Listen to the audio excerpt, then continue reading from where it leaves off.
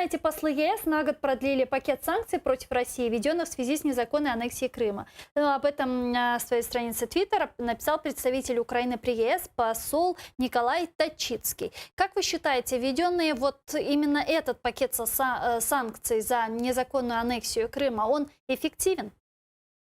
Ні, абсолютно не ефективно. Давайте казати, що взагалі ті санкції, які введені проти Російської Федерації, скорше мають, скажімо так, інформаційний характер, ніж реальний вплив на російську економіку. Вони виступають не, скажімо так, реальним важелем стримування російської економіки, а скорше за все демонструють позицію країн Заходу. Тут більше політики, ніж реальної економіки.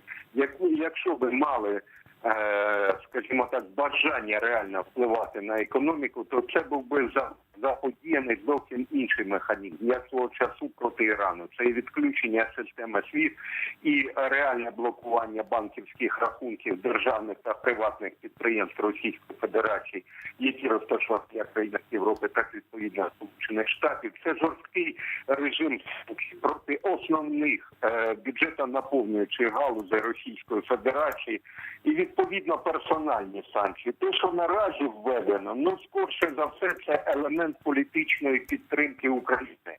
Це намагання показати, що країни Заходу ніколи не скоряться з тим, що Крим є анексованою територією, відповідно, скажімо так, частиною, невід'ємною частиною Російської Федерації. Тому казати наразі про якусь ефективність на тлі знов-таки будівництва і турецького газогону, мається на увазі двох гілок, і північного потоку-2, які фактично добудовуються, не зважаючи на пропозиції Сполучених Штатів, той самий Керченський міст, тобто ті великі будівництва, які вимагають від Росії реальних капітальних вкладень.